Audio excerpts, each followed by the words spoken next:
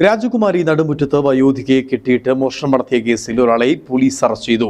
കോട്ടയം സ്വദേശിനി സരോജിയാണ് പോലീസിന്റെ പിടിയിലായത്. സരോജിയുടെ കൂടെയുണ്ടായിരുന്ന മറ്റ് 2 പ്രതികൾക്കായി പോലീസ് അന്വേഷണം ഊർജിതമാക്കി. കോടതിയിൽ ഹാജരാക്കിയ പ്രതിയെ റിമാൻഡ് ചെയ്തു.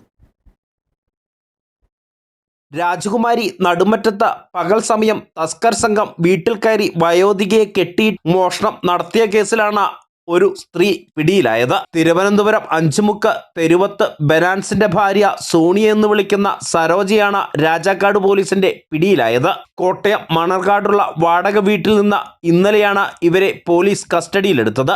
കൂടെയുണ്ടായിരുന്ന മറ്റ് 2 പ്രതികൾക്ക് വേണ്ടിയുള്ള അന്വേഷണം ഊർജിതമാക്കി. പ്രതിയുടെ പേരിൽ പാമ്പാടി പോലീസ് സ്റ്റേഷനിൽ 9 കേസുകൾ നിലവിലുണ്ട്. കഴിഞ്ഞ വ്യാഴാഴ്ചയാണ് നടുമറ്റം പാലകുന്നേൽ ടോമിയുടെ വീട്ടിൽ കവർച്ച നടന്നത്.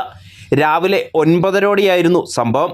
ടോമിയുടെ മാതാവ് മറിയക്കുട്ടി മാത്രമായിരുന്നു മോഷണം നടക്കുമ്പോൾ വീട്ടിലുണ്ടായിരുന്നത്. 2 സ്ത്രീകൾ ഉൾപ്പെടുന്ന 3 അംഗ സംഘമാണ് വീട്ടിലെത്തിയത്.